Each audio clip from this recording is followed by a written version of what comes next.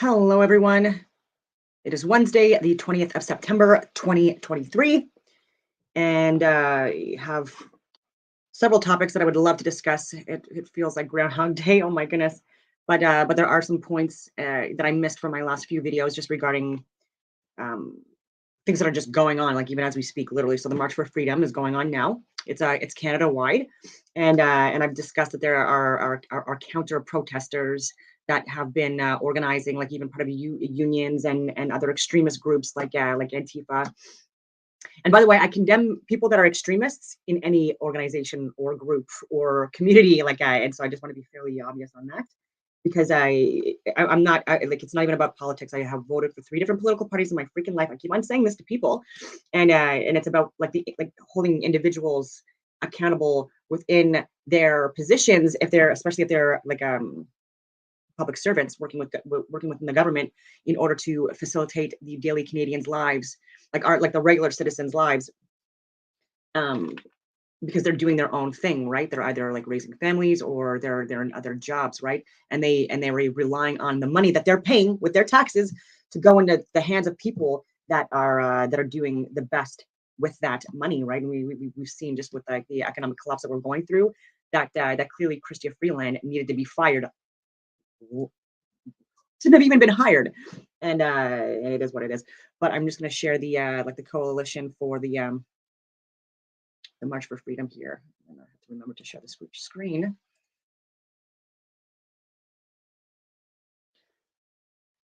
And let me see here. So this is the statement of principles. So this is a national statement on gender ideology in education. And so people are trying to say that this is a right-wing supremacist protest and or like a white supremacist, backed like affiliated thing. It's none of these things.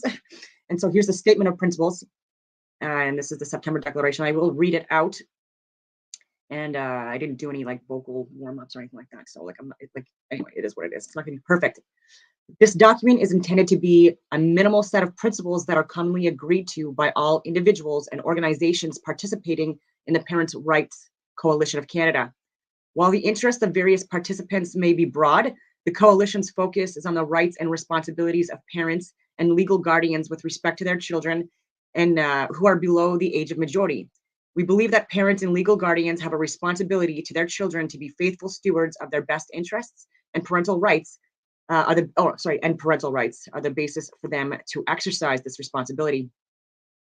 With regard to gender ideology, to be a set of highly controversial beliefs and values rooted in academic fields such as queer theory, gender studies, postmodernism, and neo-Marxism.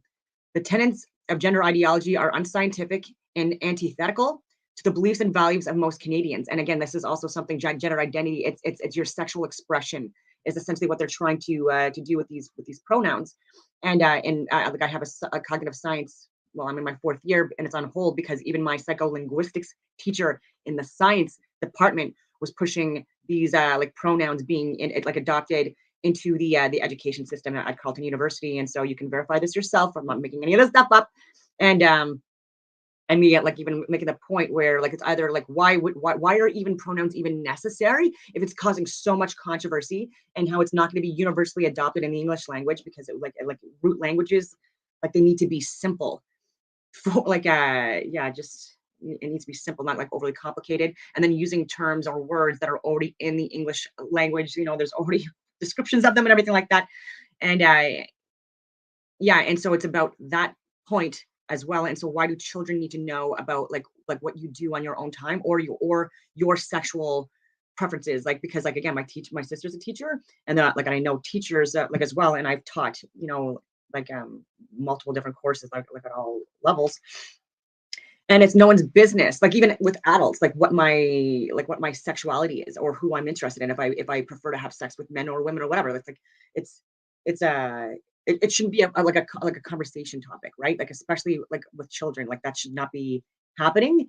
And in my humble opinion, and in the opinions of many other people, and then also with the with children as well, like the point that they were trying to make, and they keep on getting pushed away, again, because like people are even like sitting in seats, like taking up space of seats on panels and committees, like where parents want to discuss this stuff, or people that are guardians and or people that are like family oriented people, or concerned for like these ideologies that are being introduced in this into the education systems. That's more my thought philosophy on this.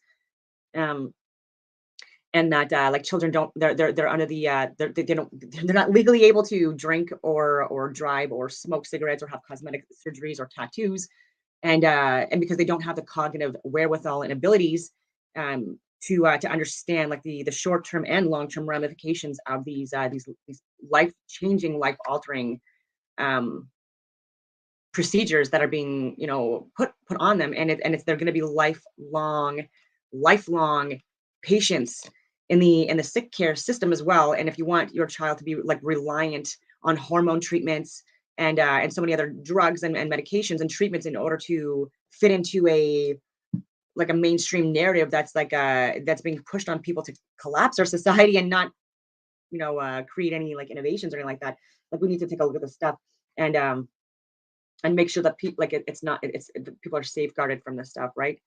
Peacefully, obviously, like and but even with like with the drugs that I'm talking about, that there's even children now that are prepubescent that they're giving these treatments to, even with the pills, and it's not allowing them to properly develop like their organs, their bodies, and then often it causes fertility issues, right? So like they're not developing their own sex organs, and instead they're being prevented from doing that, and then with the hormone increases and stuff like that. And there's also, even with the hormone imbalances, these are all like there's significant side effects, even on an emotional level, when people dabble with hormones, like even with bodybuilders and people that compete.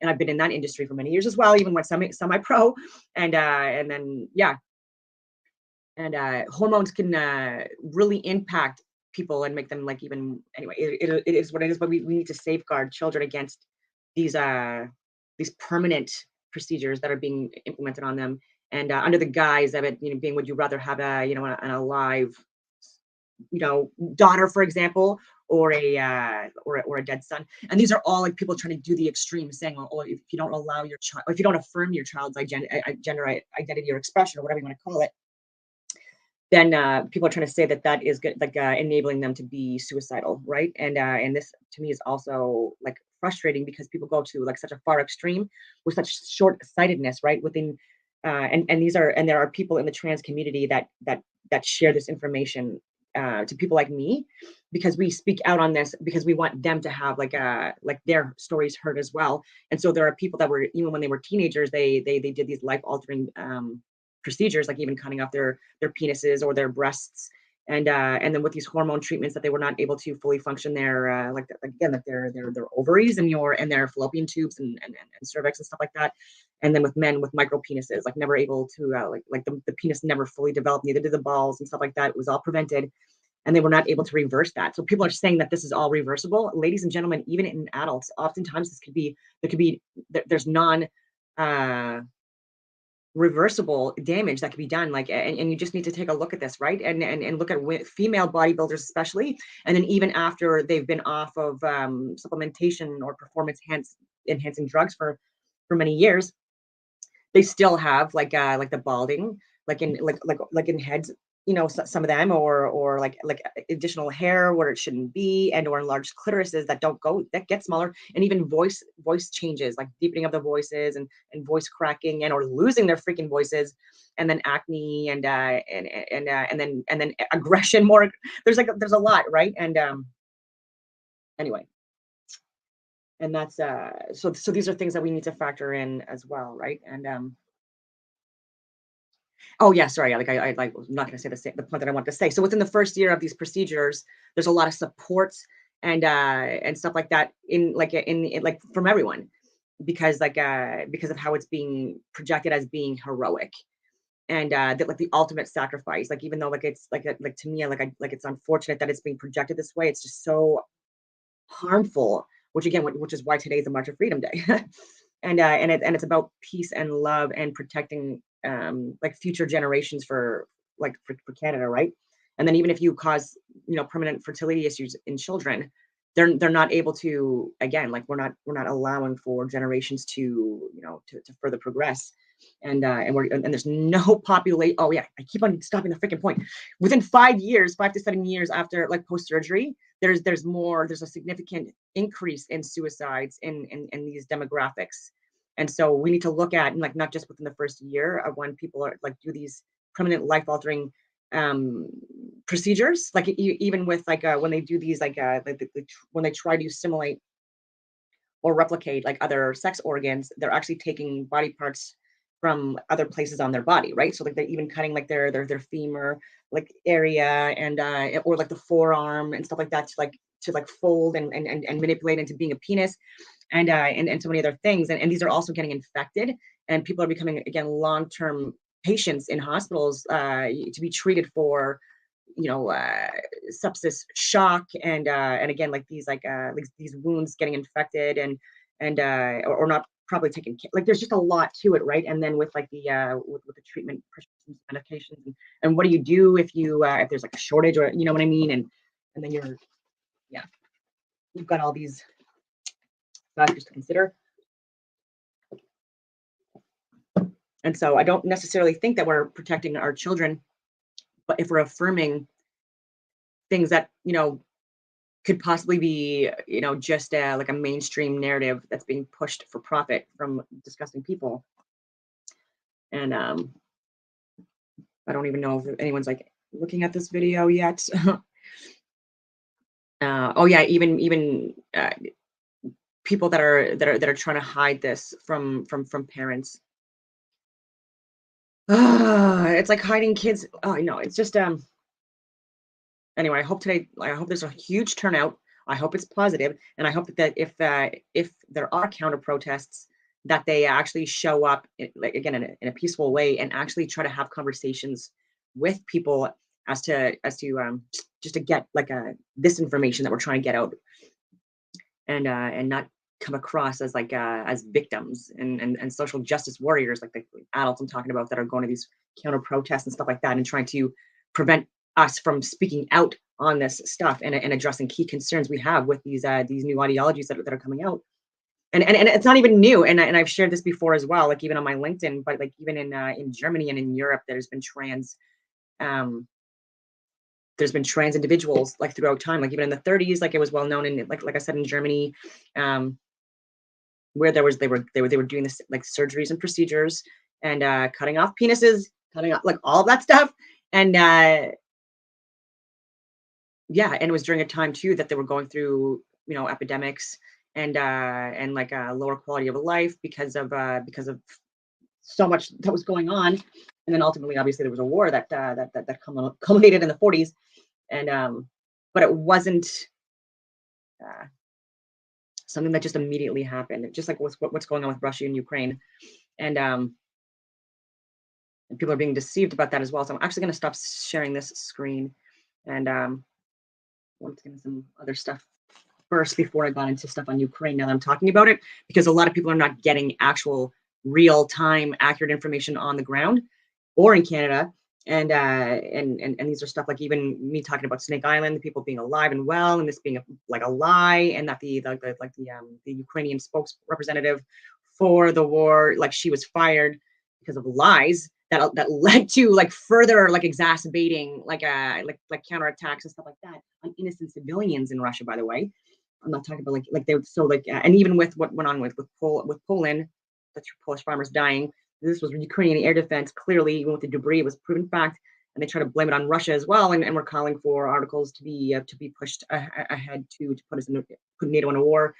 And then even with Nord Stream 2 being blown up by people within NATO, and even Seymour Hersh, like he brought this information to light as well. And again, we were the people that were saying it right from the beginning, and it turned out to be true. And mainstream media is still lying about it, and or they have, yeah, it's just it's ridiculous what people believe on this. And but I wanted to get into other things too. But maybe I'll just share what's going, like a different perspective on what's going on in Ukraine.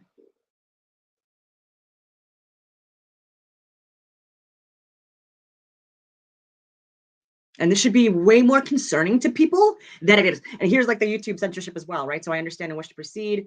So this is typical censorship that you get. Civilians who are often the targets, horrifically killed intentionally at the hands of these governments and then covered up, or they try to cover it up. I had a chance to sit down with Eva for a wide-ranging interview about. So before I get to this, I was talking about Germany and Europe in the 20s and 30s and 40s, and there were people from within the organizations within within like the Nazi governing like ruled bodies.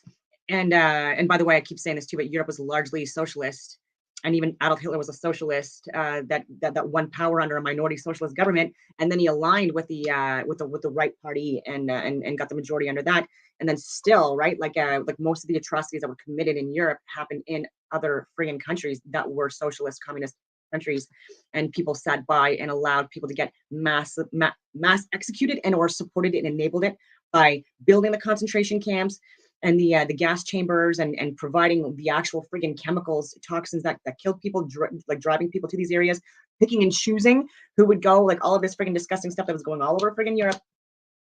And so there was people from within the government that like officers and senior NCOs and like people like varying different backgrounds that were pushing the information that I've been pushing and other people like me have been pushing in Canada and in the US for the last couple of years.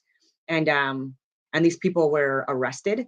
These people were executed. These people were character assassinated, like hunted down, like all of these things, like they were like, you name it, and seen as enemies of the state. And then hindsight, look, guys, like these people should have been given more attention, unfortunately. And instead they were, either executed, like within Adolf Hitler taking power, like not shortly thereafter. And then even during major events when there were rumblings of people that were seen as anti-government, even though they weren't. They were pro-government. They were pro-Europe. They were pro their friggin' countries, and they were trying to like prevent them from getting into these friggin' situations.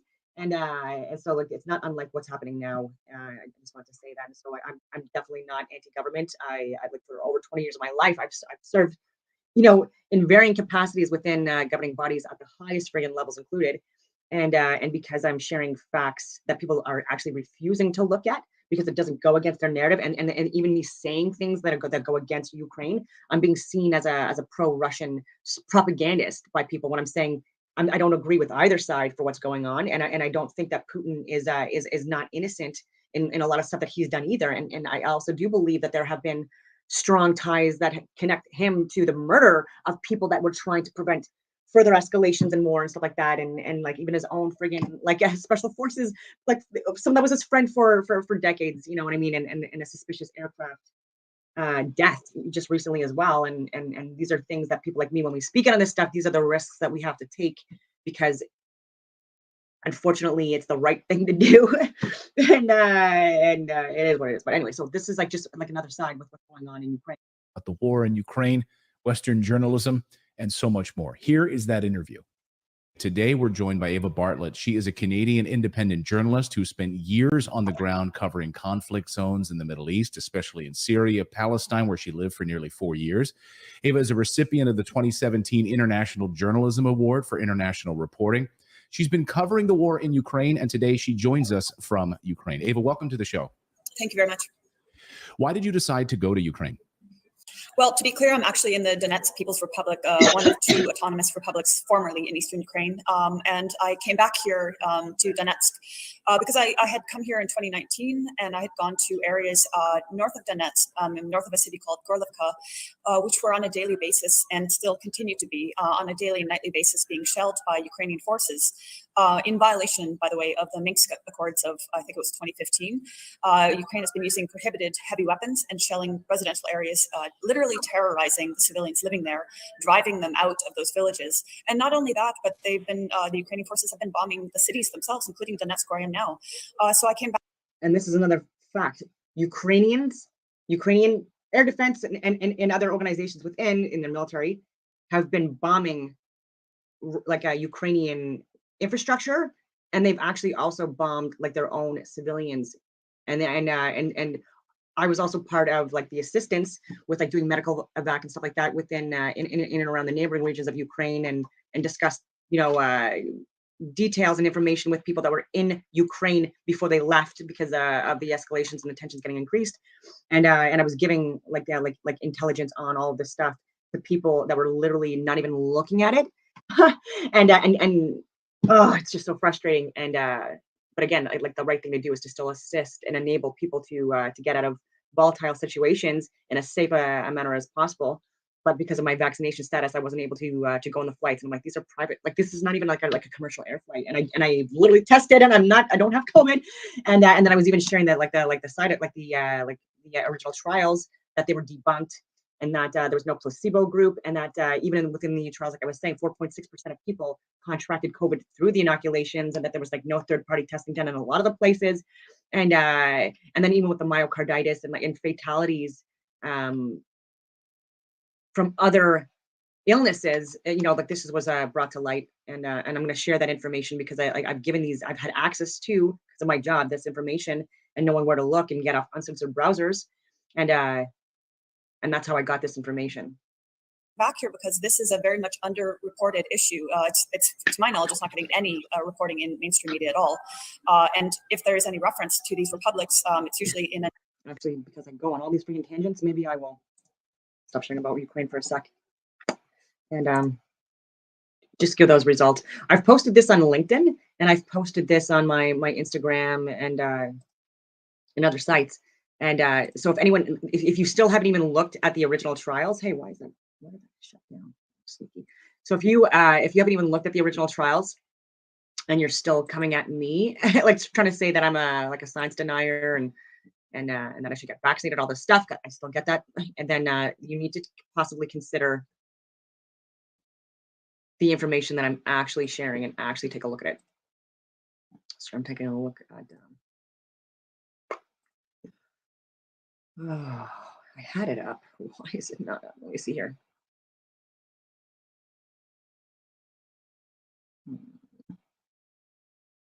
So I look at my folder.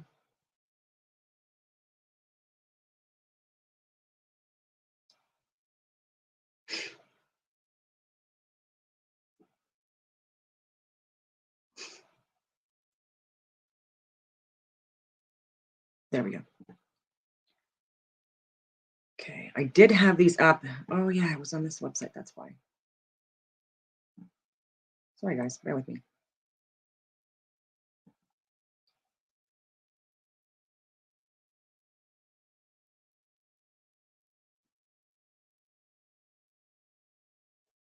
And I do have a science background, like I've said before, and so like that's why I can decipher and I know what to look at more with the data than a lot of people.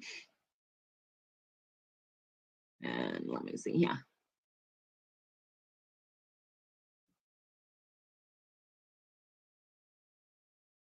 Okay.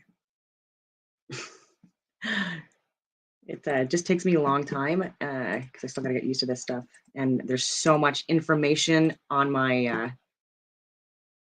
desktop. You wouldn't believe it. Let me see here. Okay. So this is page 9 of 38 for one of the examples of the cumulative analysis of post-authorization adverse events reports of Pfizer. It's that received through up until the 21st of February 28. So I was giving this information to, again, people of all levels of government within Canada. You can just take a look for this stuff yourself. I'll zoom in. What does that say? Infections and infestations. Look at that. 4.6% of the population in this demographic that did these trials contracted COVID, and that was significant. And so people had access to this information because even I did. And so for anyone to say that the therapeutic in the original trials or any trials was able to stop the spread or stop you from getting the virus, lied to you so blatantly, and they had this information, like I'm saying. And so I'll just make sure that you can see this on the screen. No, you can't even see it. That's so freaking frustrating because of the, like, I knew this was gonna happen. Wait, so I'm just gonna see if I can copy and paste this into a browser that they'll actually let me show you. I'm talking about things and you're like, what are you showing? What are you showing me? Okay, so I hope this does show.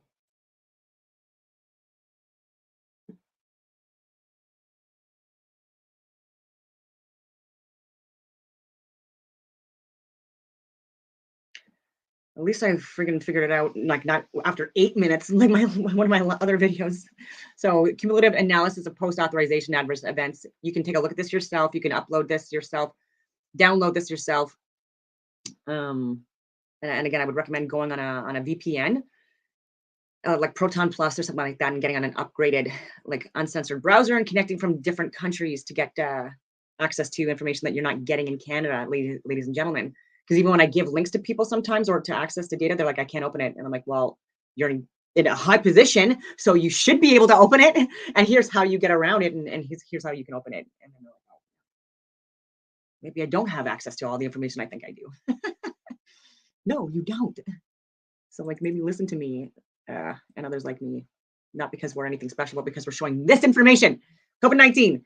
4.6% of the population that was in this friggin' the original trial. So yeah, again, I'll reiterate, and again, this, and if you haven't even seen this and you are still someone that has been in a position where you were supposed to make decisions about enforcing mandates, like a lot of people, then how dare you? And the audacity, and and so much more. I'm just so angry.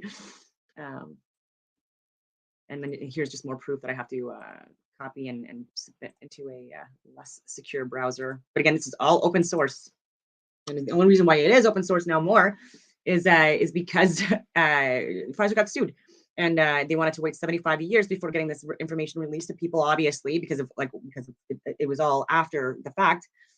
Because when the original stuff that I shared with even my own network, it was even edited and redacted, and it's unfortunate, but like look at all these case series drug analysis of adverse events, and there's a lot of underreporting that was done as well, especially in Canada, and that's why there's a national citizens inquiry ongoing that even Dr. John Campbell talks about, who is an expert in his field.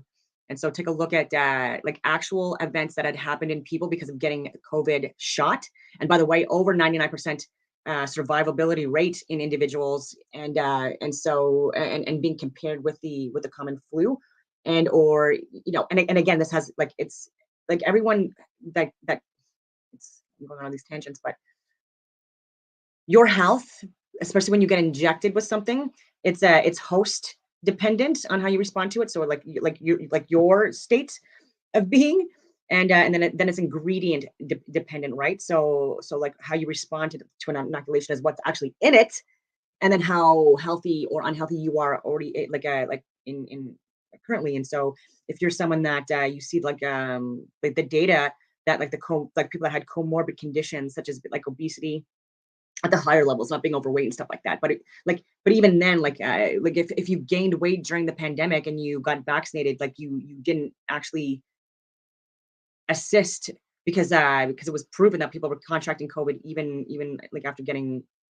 inoculated, and then with a lot of people through the inoculation, just like the flu shot, not just like the flu shot. They're obviously different things, but I'm just saying, just the like when you inoculate someone, and they like even with a partial virus, and they build the antibodies to protect themselves from that, then yeah, it still matters with how healthy you are, if you'd be symptomatic or asymptomatic, and be someone that would have poor outcomes, right? And so like stopping drinking would have been ideal, filtering water, eating more organic foods, managing stress more, like having less chemicals and toxins in your home environment. If you're being more locked down more, which I highly didn't recommend either. And I was saying that like being out in nature was actually healthier for you. And then like the sun healing stuff because of the vitamin D, and then even more information coming out about vitamin D and how like that is something that was also assisting with people having like less severe reactions to having a disease or a virus. So here's more information. So people were actually getting cancers, and a lot of fatalities in here, ladies and gentlemen. And so where we're talking about like every life matters. Yeah, I agree. And that's why this should have never been approved for human consumption or animal consumption or anything. Because even with the original trials with the mice, 8 mice, by the way, they all take a look at that research. And even with the myocarditis and the pericarditis, were in these trials. And again, and there's no long-term studies yet either, ladies and gentlemen. So this was only within like a few months post vaccination status, right? And myocarditis and stuff like that. Like people have, unfortunately, they like, and it's giant cell myocarditis, which is vaccine induced. And so there's different types of myocarditis that you can get, and or heart inflammation and issues, and you can tell if it's something by virtue of like your other circumstances or vaccine induced. And so this is why we're able to clearly show this. And then within a 5-year period, there are like within a certain portion of people that have myocarditis do suffer from a heart attack and death. And the stats are ambiguous, but people do say it's anywhere between 11.4 and 24%, which is high. So yes, every life does matter.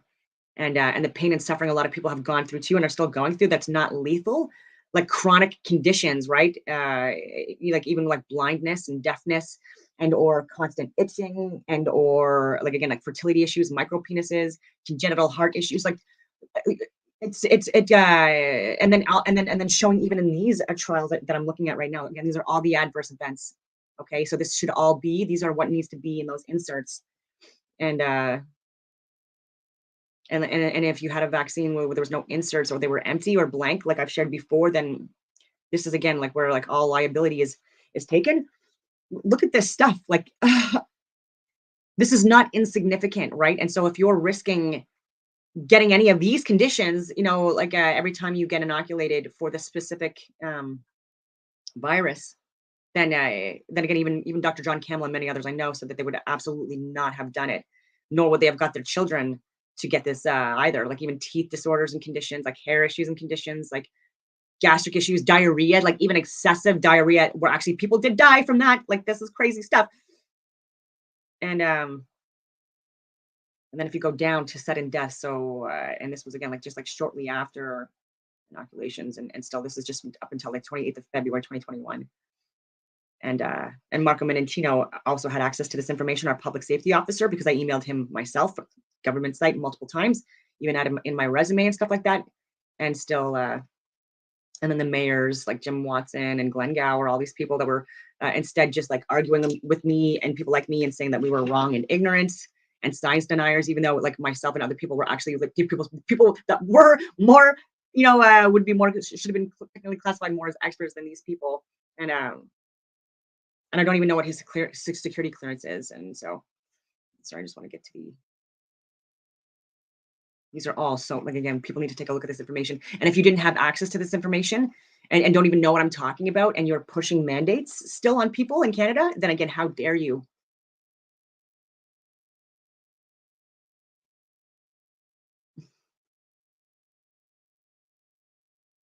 Muscle and tissue disorders. They break it down by body part and then condition. And then there's like subparts, just like brain issues, nervous system. Oh yeah, and I was part of the methadone mass tort and still am for an anti-malarial drug that was that was pushed on Canadian soldiers before going to war. And then these were methadone was it was already banned in other countries before coming to Canada and being approved here. So how does this happen? Again, ladies and gentlemen, and there was a lot of adverse severe reactions to that as well. And it was only through that, and I was on that case 4 years prior to this pandemic being announced.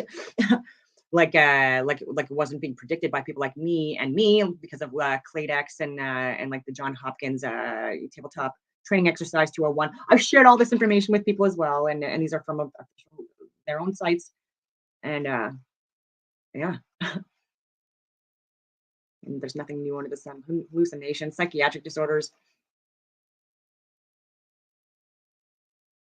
Just like look at this, guys. Oh, I'm still going down.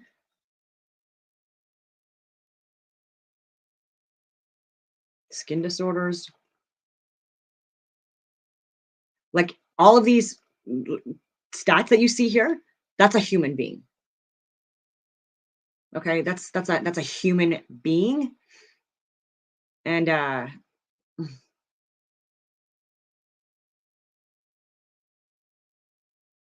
reactions.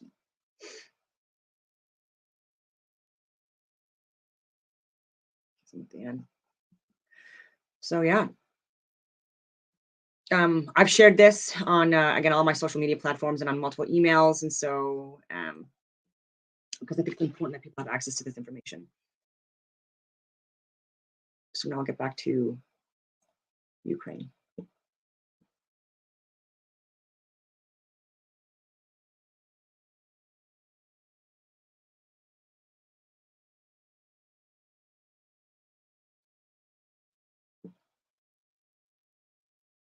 A negative light and totally dismissing the a modest estimate is 13,000 who've been killed in Ukraine's war in the Donbass in the last 8 years. So I came back here to do what I can, to shed some light on this issue.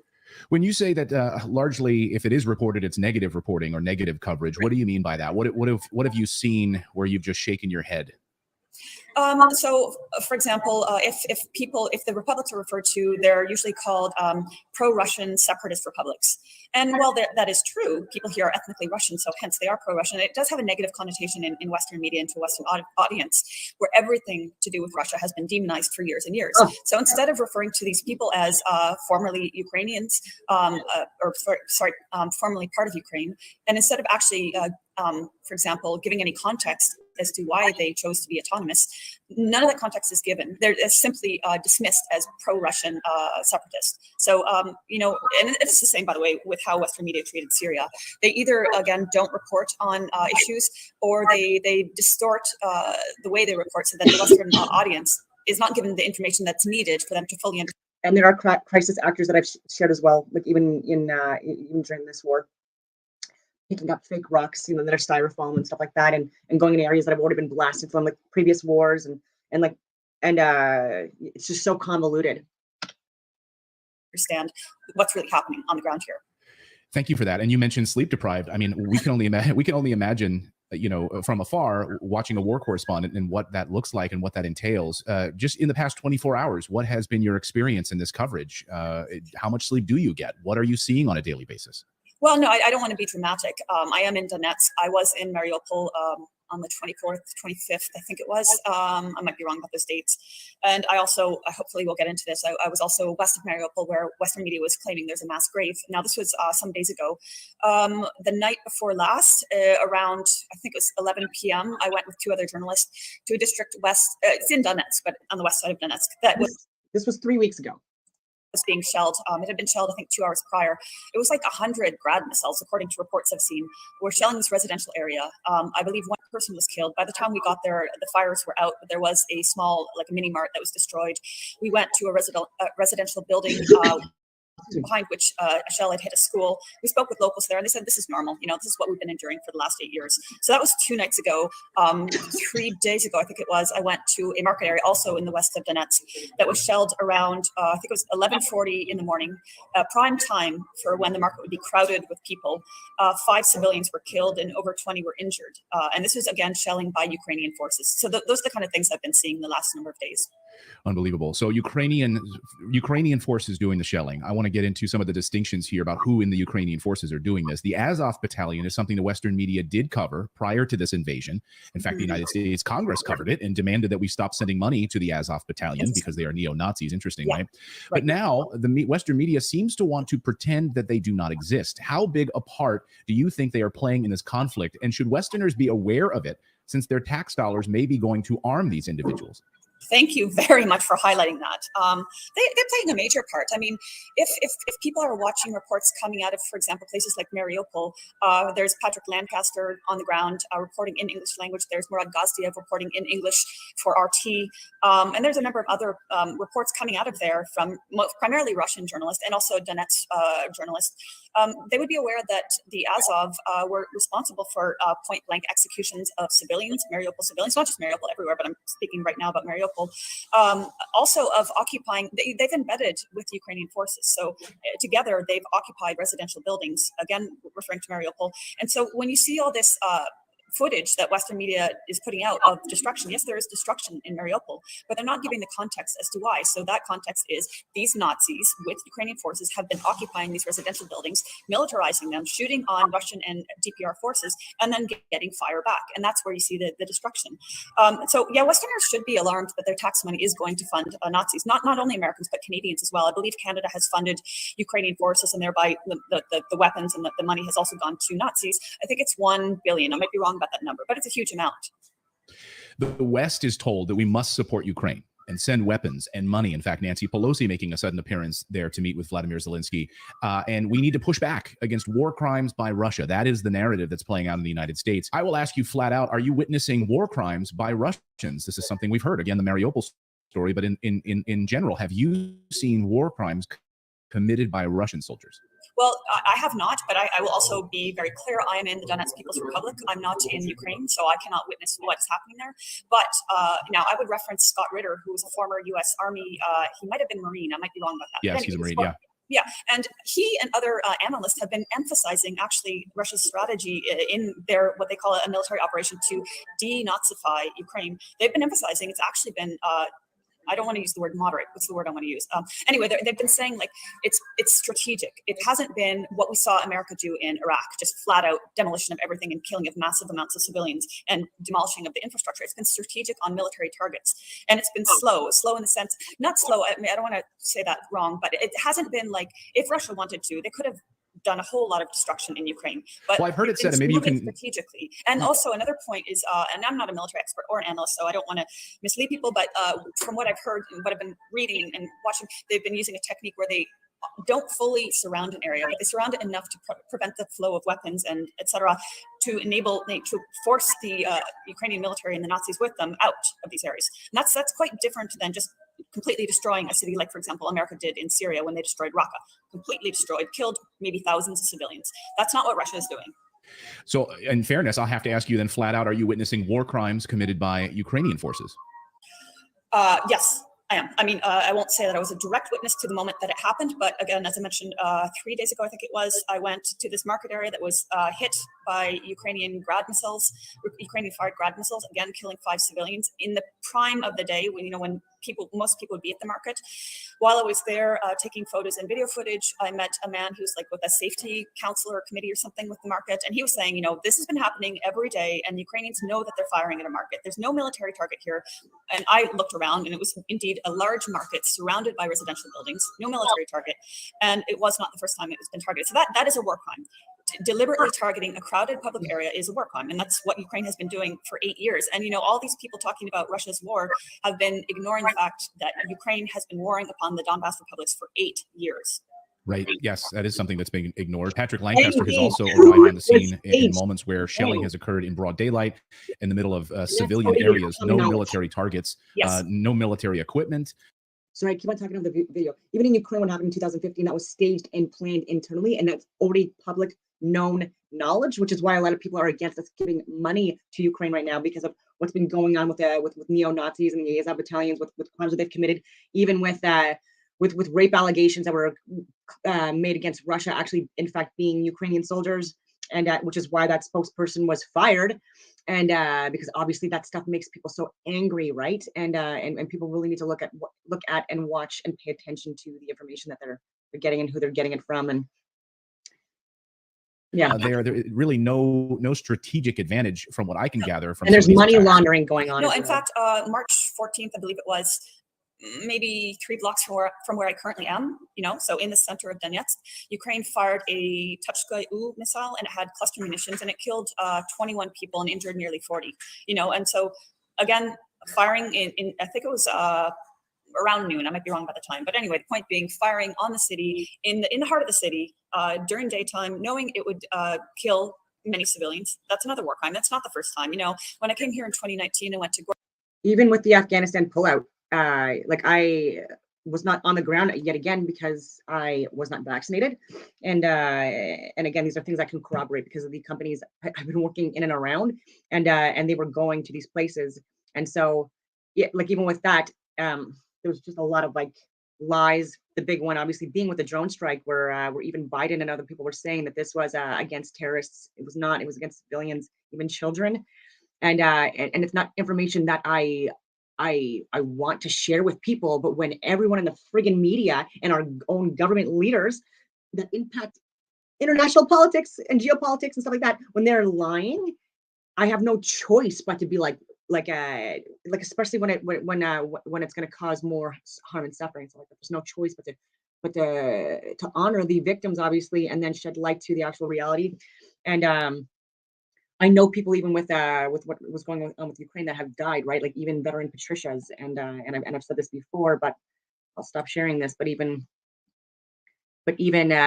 like risking his life for Canada on behalf of Canada as a veteran, and working with the same groups that I do.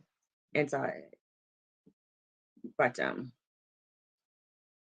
but again, I won't do the illegal stuff, right? So like I was highly encouraging people not to go over in certain capacities, and some people ended up doing it anyways. Not, again, that's not my place to judge. But then there were also people that were doing medevacs, and then getting people out, especially like people that were our translators and stuff like that, and risking their lives in order to try to get us out of a war. And so here.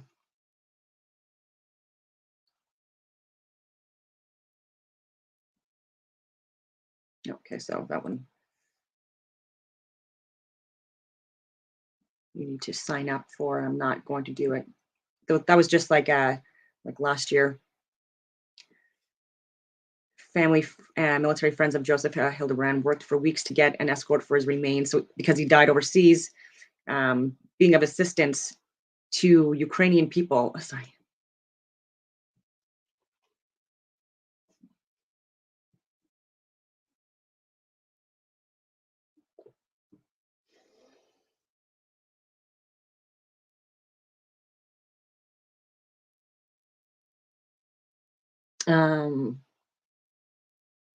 Yeah, he ended up getting targeted and killed, and then even just getting his remains back just because of the capacity that he was in.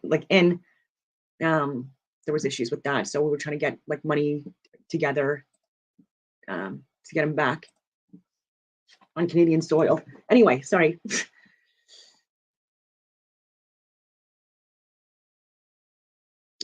Yeah, and I still know people, obviously, that are in all capacities that are serving, and people that I care about, that I don't want this stuff to happen to them either, right? If it can be avoided, because it's not necessary.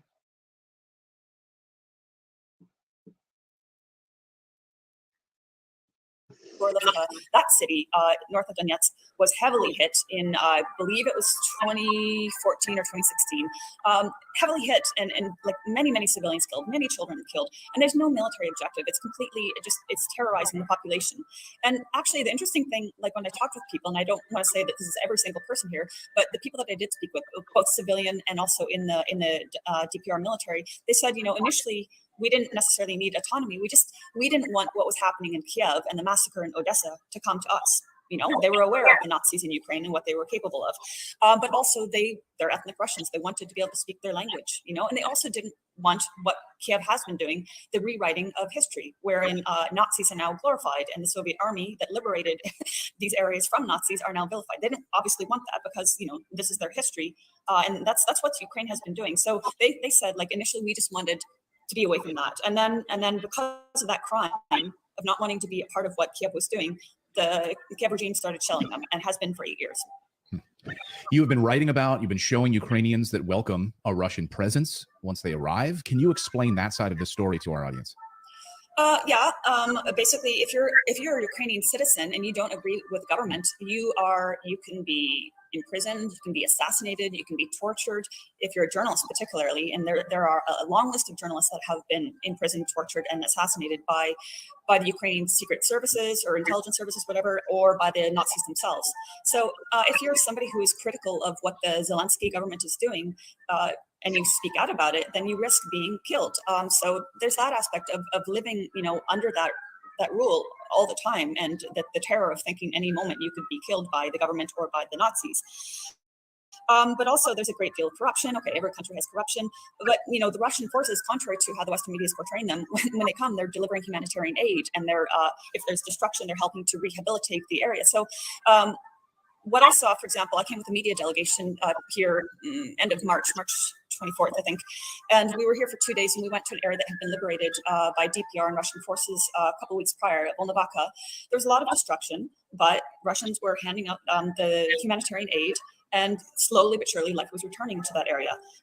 But when Western media reported on that, they reported on the destruction of a hospital there, but they didn't report that the Ukrainian forces had occupied the hospital, had militarized it, and had mined the intensive care unit before leaving. So there's a whole lot of context that's missing, that people wouldn't understand why normal civilians would welcome Russian forces. They welcome them because it's the start of return to peace and stability. And it's, by the way, it's the same thing we saw in Syria. Western media wasn't reporting honestly on what they dubbed rebels, which were actually Al-Qaeda and other terrorist groups. And they weren't reporting on, And this could be, again, like a tactic used to gain support for generations, and so short-term and long-term benefits of that. So I'm not saying that there's not any. Like, I think that the losers are us, and the winners are the people that own the friggin' corporations that are being utilized in these profits, these wars for profit that's going on right now. And like areas like Eastern Ghouta or Eastern Aleppo that were occupied by these forces. The people there were, again, the same thing. It's the same scenario. They were starved, they were tortured, they were imprisoned, they were executed by these terrorists that the Western media was whitewashing and lauding as valiant rebels. And it's the same scenario now in Ukraine. Well, if you dig into this United States State Department's website and you look at known human rights abusers, terrorist organizations, the SBU is listed by the U.S. State Department on their website. We just did a whole video on this. And so known war crimes, making people disappear. I mean, it's listed right on the United States Department's website. They will disappear individuals. They will be held against their will. We covered the story of the SBU grabbing Gonzalo Lira, who was a Chilean blogger, journalist living in that area as well. Like an Indian cabinet member or military, not military, sorry, government. He just got murdered, and there was ties or aligned with the Indian government. And had been rounded up by the SBU and held against his will for about 7 days. Then he was forced to sign a non-disclosure agreement after he was released. I haven't even bothered to look into that yet because I've had so many other things that I've had to do and get data out on, and so like that's not even top 5 right now. Are you hearing similar stories to that? Well, I mean, I'm definitely on hit lists. I definitely did. Years prior, I was writing about a Ukrainian journalist, Kirill Vyshinsky, who was, at the time of his imprisonment, he was chief editor of RIA Novosti Ukraine. And he was imprisoned, I forget the time now because this has been a few years, but I say definitely. I have no proof at all that I'm on any hit lists. That was being dramatic. I really hope I'm not, though. That would suck. It was over a year. I can't remember if it was a year and a half, but anyway, let's say over a year. He was imprisoned for his crime. He was accused of treason. He was never given a trial, by the way. He was imprisoned and tortured for his crime of having published 14 or 15 articles in 2014. And the articles were on what was happening in 2014, around the time of the coup. And the articles were of differing opinions. It wasn't just solely anti-Kiev or pro-Kiev, it was differing opinions. And none of them were written by Kirill Vyshinsky. He was an editor, he published them. And they all had like the caveat at the bottom, this is not written by, I don't know what the caveat was, but anyway, it was clear he didn't write them. He was imprisoned 4 years after the fact. So like, just for all these people that are thinking, Ukraine is a democracy, it's not. This is a journalist imprisoned for publishing articles he did not write. And so I know the risks too, right? Like I know that we're getting more censorship, within Canada, like especially like even bills being enacted, and that things that I'm saying on social media platforms that I'm already getting deleted on, and that's why I'm on Rumble. Mostly, like I know the risks of what I'm sharing. Like even though I'm sharing proof and or like data that's backing up what I'm saying, it's like the risks are because it's going against what Justin Trudeau is talking about and pushing, and people like Wayne Eyre, and so again, these are people, these are human beings, and not like the system itself that they're supposed to represent in a good way. Yeah, like they could I that's how I could also be like a target. Like not even now, like I have concern for my future with this stuff. Yeah. and he was tortured for it. So I mean, and I remember I met him and interviewed him, and he was pretty humble and like didn't go into details about the torture, but he did mention colleagues of his who were killed by Ukraine for similar reasons, persecution of people that either were outspoken dissidents or in his case, he simply published other people's work. So I highly recommend people take a look at this video. I don't want it to be the entire one because I wanted to get into what we call Hategate, because this is a good precursor to what is going on in Canada right now. And it's hashtag Hategate hopefully circulates. And I shared it on my LinkedIn as well. And it's regarding specifically people like Marco Menincino, who was the public safety officer, who is on the record lying to us repeatedly about huge things, and then also trying to incite a riot within Canada's capital and trying to get tanks employed on citizens, innocent civilians, and just appalling, trying to make people like Jeremy McKenzie from Raging Dissident look like he was like some kind of an extremist, and he was someone that's a veteran who has served Canada, and yeah, he was trying to share like the data like me as well, right? Like I know, and just got like even was investigated by so many different organizations, the RCMP and stuff like that, and proven that like he was not part of any extremist group, and then still lied to about that. And then and so I'm trying to look at the where is it? I had it. Oh, I have to sign back in now. Okay. All right.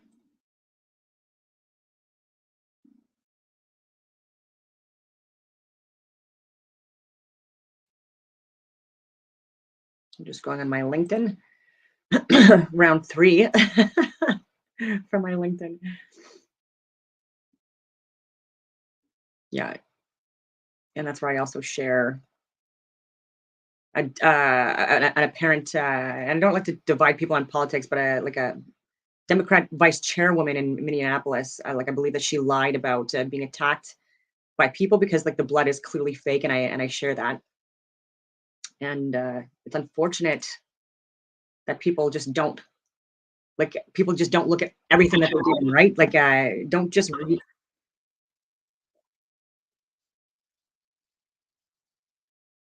I don't know what that was. I just gotta copy this into an unsecured browser just so I can share it with you. How would I? That was loud. Okay.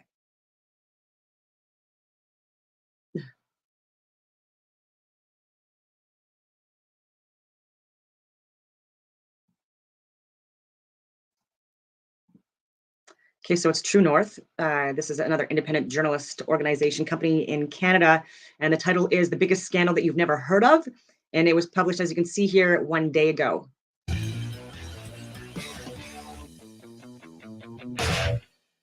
What is the Canadian Anti-Hate Network, and who are the people that make up this anti-hate network? And to what extent did the federal government rely on open source intelligence coordinated and sourced by this Canadian Anti-Hate Network to justify suspending the rights of 40 million Canadians, to decide that protesting the government was going to be illegal and that donating to a political cause was grounds to have your bank account frozen? Thousands of documents obtained by journalist Karima Saad through a Freedom of Information request relating to Jeremy McKenzie, a Canadian podcaster, and what can only really be described as his fan club, Diagolon, seriously calling to question the intelligence that the federal government was relying upon in those mid-February days of 2022 when they were deciding whether or not to invoke the Emergencies Act, the single largest suspension of rights ever seen in Canada since Pierre Trudeau invoked the War Measures Act in 1970.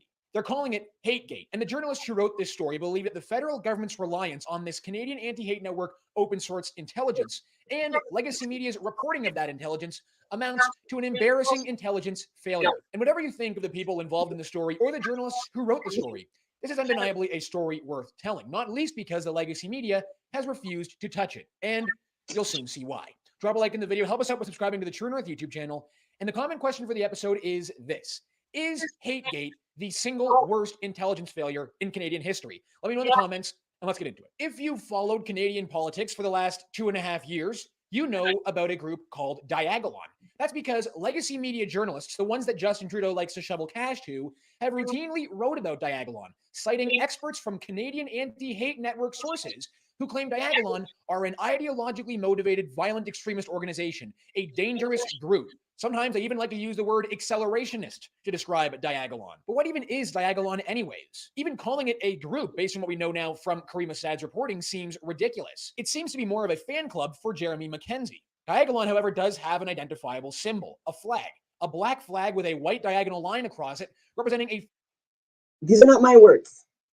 So when I share information, like I have said this before, I don't agree with everything that everyone says, right? And so like fictitious meme country formed of Western Canadian provinces and southern states in the USA. The vice president, alongside Jeremy Mackenzie of Diagolon, is a goat figurine with a coke addiction. But if you were to read legacy media reporting, especially at the height of the Freedom Convoy, you would be led to believe that Jeremy Mackenzie's group, Diagolon, is a dangerous militant organization, hell-bent on overthrowing the federal government. When a Diagolon patch was found on a bulletproof vest as part of a large seizure of weapons at the Coutts border blockade, Global News, citing the Canadian Anti-Hate Network, wrote this report in which Anti-Hate Network experts label Diagolon as a neo-Nazi group, a neo-fascist... And that could have been planted, and even if it wasn't, right, like that, you can't, like individuals need to also be held accountable for their own interpretation of groups and stuff like that. And if like one person or like a handful of people, like that's such a small minority, and there are so many different groups. Like even with Brian Fox, who's friends with Marco Menichino, who he knows, and like he tried to incite a riot within the capital region. He's a Liberal cabinet member, or he's affiliated with them and has funded them. And this is someone that held the flag up during that first weekend to try to incite a riot, and just to help his friends with the agenda that they wanted to push, right? Because they wanted to declare an emergency act that first weekend. And I called that even the week before and was letting people know all throughout the friggin' capital region and internationally what was going on and what was going to be coming here so that people could prepare. And then was also saying that there's going to be crisis actors involved, and we were out showing that this was in fact the case. And these were because they did it with January 6th too, with Ray Epps, and he is someone that is in the government. Again, he's not like a lot of people in government are condemning what he did, right? So this is what I mean, like people are saying, oh, like the government, like no, there are certain individuals that do shitty things and or get their friends to do shitty things in order to push a certain agenda. Right. So even what's going on with the illegal immigrants and stuff like that, there are people that are being paid to loot and to cause damage and destruction and stuff like that to varying degrees. And this is again to cause like a further divide and distraction, and then allow there to be like more measures put in place, like some kind of like a crisis or lockdown, or emergency issue because of this, and again brought to you like who are funding these people, who's planning this and coordinating this, right? Like so even with the arson, we get like fake names sometimes, and or like just like a name and an age and like no photo with it, and there's no court hearings or trials that anyone can find in any databases, right? So like there's like this is public knowledge and people can get access to this, right, to get court proceedings or people that have been convicted of crimes. And so where is this stuff going? People need to look into this so much more, and then just see it for what it is. So there's even, like I was saying, this vice chairwoman from Minneapolis, like she to me, she clearly lied on the record about well, not on the record, I guess, she's not on her oath, but internationally, like online, about an injury, and it was so divisive, and then there were people that were saying, they were saying that was karma because she was someone that was like for immigration, you know what I mean, and all this stuff for years, and gave tweets like that only span the last couple of years. And again, there are people that do crisis acting that they have their role has been in the works for years, right? And so like this is like there are people that are playing a long game. And so if you're not looking at the information that I have access to because you're too afraid, or you don't want to, or there's ego involved, then you're just limiting yourself to like your very limited and perspective, when there are other people that have access to this information that I have access to, that are in the higher levels of government within their own countries. And so like we are so far behind in Canada, like it just blows my mind. And so hire me, like get me back in and get these idiots out. I'm going on these tangents. Just militia with a sizable support base across the country and with members who have military training. But thanks to actual Hategate reporting, this is how actual Canadian intelligence officials were quoting Diagolon in their internal communications. As the RCMP wrote about Diagolon, Diagolon does not pose a criminal or national security threat. In a July 2021 email exchange on Diagolon, Canadian officials write this: there are non-accelerationists, there's no incitement of violence, and no criminality amongst the group. In March 2022, a Canadian national security official is quoted as saying this: Diagolon does not meet dictionary definitions of a group. The following month, another national security official writes this: we do not consider it a right-wing militia group at this time. The following month after that, in May, another official writes this: Diagolon as a distinct entity does not pose a criminal or national security threat at this time. And perhaps the most important piece of information found by the journalist who wrote the Hategate piece is found in the RCMP's Diagolon profile in 2022. They write this: the Canadian Anti-Hate Network is cited as the main authority on the group by all mainstream media outlets due to the fact that all information traces back to one source. Triangulation and the verification of facts is almost impossible at the current time. Based on the information that is publicly available, it is difficult to understand how Canadian Anti-Hate Network can confidently assert that Diagolon is an accelerationist movement that believes a revolution is inevitable and necessary to collapse the current government system. So as far back as 2021, Canadian government officials have been quoted as saying that Diagolon is not inciting violence, not accelerationist. So people that I've worked in and around and or even did training for, like when I was in the special forces with courses coordinated, CSIS, CSAC, CSAC wasn't on there, but CSIS was on there, RCMP was on there, Global Affairs was on there, RCMP was on there. Like, come on, people. So Canadian Anti-Hate Network, like, who are you? What are the credentials? Like, these people need to be held accountable and names released, and then so that conversations can be had and explanations forced peacefully. And not criminal. But the intelligence breakdown over Diagolon, as uncovered in Hategate, goes much deeper. This all brings us to the February 16 infamous Marco Mendicino press conference, where he says that the men arrested in Coutts have, quote, strong ties to a far-right group whose leaders are in Ottawa. When pressed by journalists to explain further about this far-right group with leadership in Ottawa during the Freedom Convoy, Mendicino had no answers at all, but instead directed all media requests to the RCMP. We need to be clear-eyed about the seriousness of these incidents. Indeed, several of the individuals at Coutts have strong ties to a far-right extreme organization with leaders who are in. See that lie? Far-right extreme organization. Liar. Liar. In Ottawa.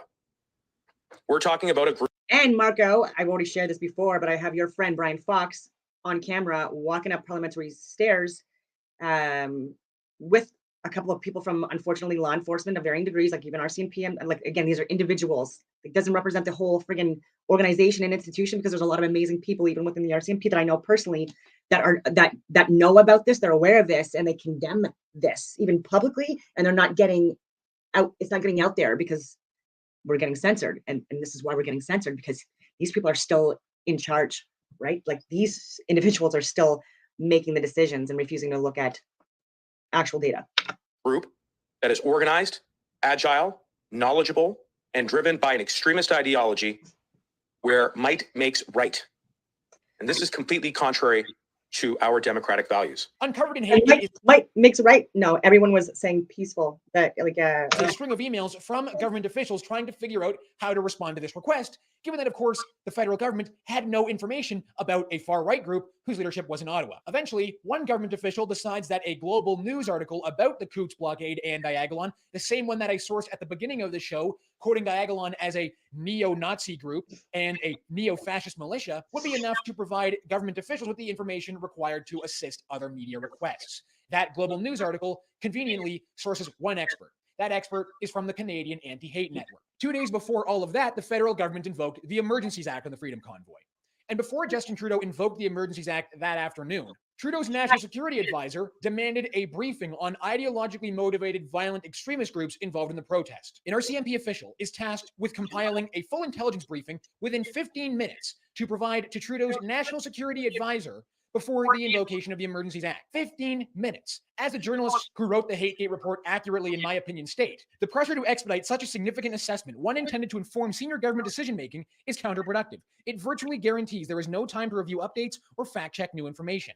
In order to produce this intelligence briefing, the RCMP were forced to rely on the same old erroneous content source for the broken telephone chain of broadcast media, from a single apparatus pumping out inaccurate and alarmist statements to maintain a foothold in the highly lucrative competitive market of hate group expertise. And at this point during the Freedom Convoy, despite You the know how you want like a man, like especially in charge, like in government, public safety officer, you want him to be, like in the fog of war, the one that's the leader that you look to for direction and leadership, and to like not be like to be the calming influence, right? And this nut job did the absolute opposite of that, right? Like he literally like made something that was like not at all what he's like what he was saying anyway. He was just like inciting fear and violence towards the towards all Canadians.